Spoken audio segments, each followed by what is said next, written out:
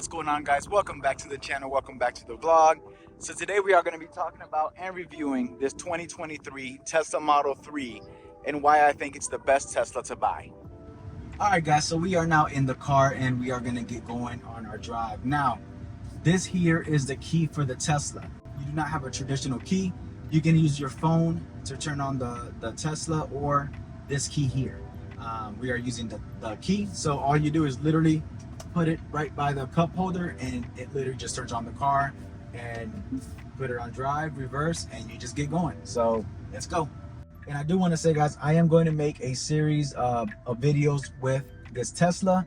I'm gonna cover the screen. There is so much that this car has to offer that it'll take a full video just to cover what the options are on the screens, all the things you can do, etc, etc. So if you do want to see those videos, make sure to subscribe because I have some good content coming on the Tesla.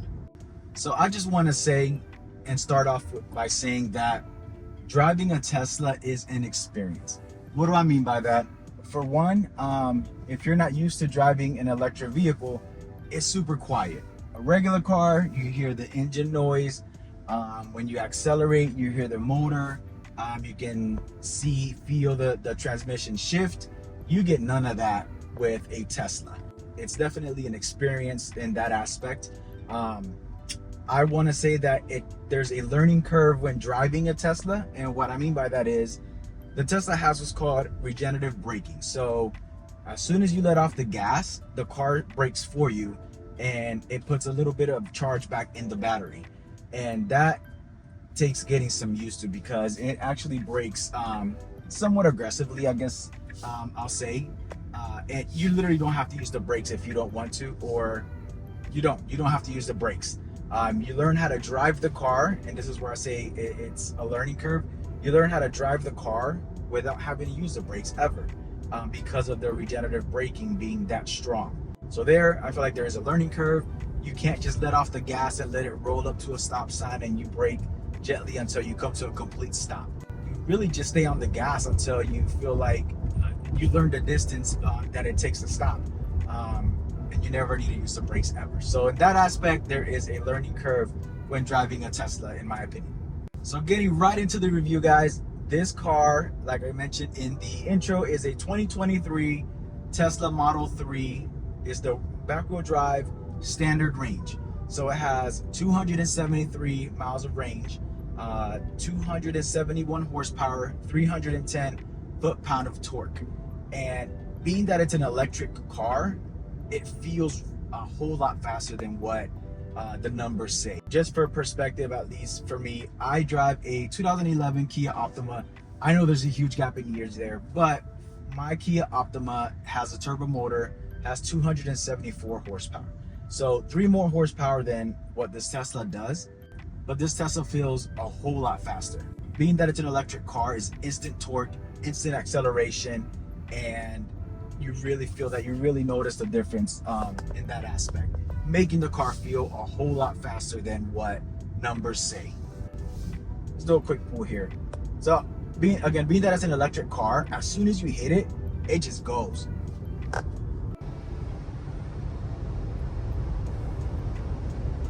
Just like that, it does 0 to 60 in 5.8 seconds, which again isn't a race car. It's not an impressive number, but it feels so much faster than just a 5.8 second 0 to 60 time. It really does.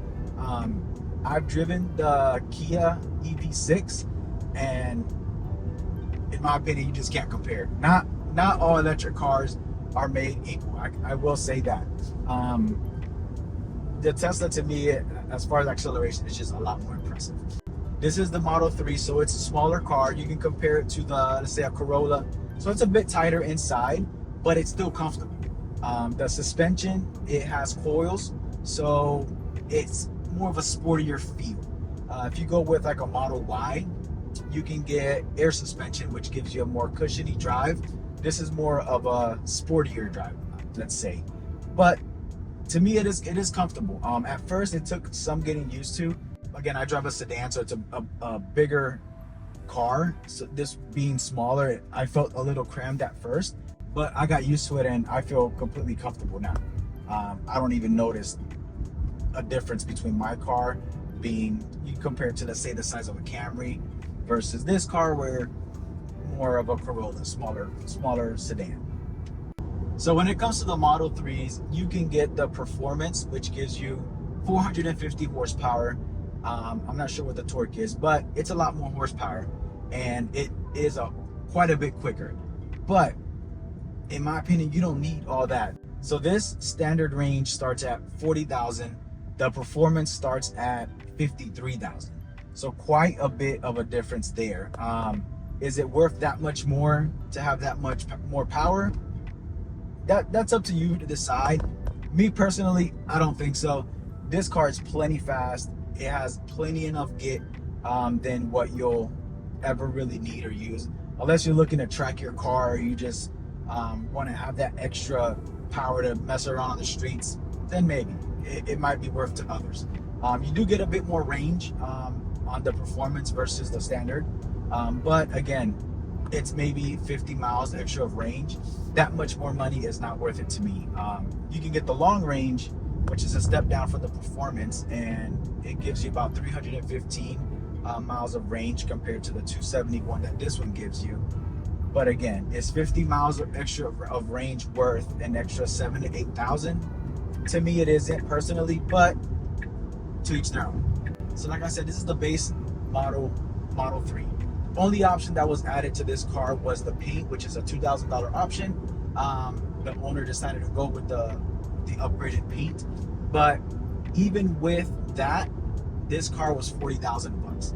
Now, a hack or a tip, pro tip, if you want to call it. The owner, I know them very well.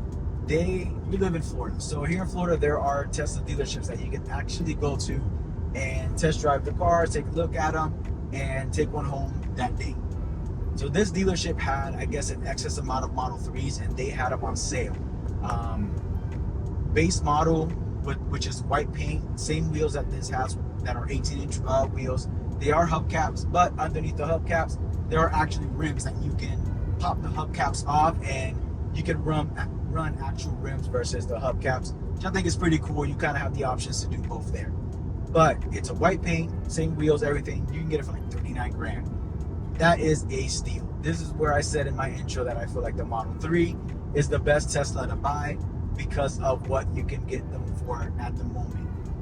I don't know if it's different in other states. I know on the website they're $40,000 base. So this one would have came out to like 42,000 because of the paint color. They got it for 40 grand. So a $2,000 savings there. $2,000 is $2,000. It's a lot of money. So if you're looking to get a Tesla, maybe see if you can visit an actual Tesla dealership and see what type of deals they can offer you there. Now this Tesla again has 273 miles of range. A big question that I see on the internet is people get range anxiety.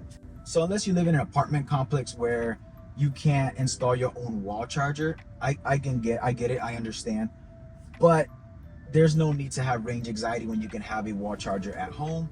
This is where I say paying the extra $7,000 to $8,000 for an extra 50 miles of range isn't worth it to me, because you can literally plug in your car every night and have a full charge in the morning and you're ready to go. 270 miles of range is a lot of range. Unless you're going on a super long road trip, the average person will be able to charge the car every night and have full charge every morning.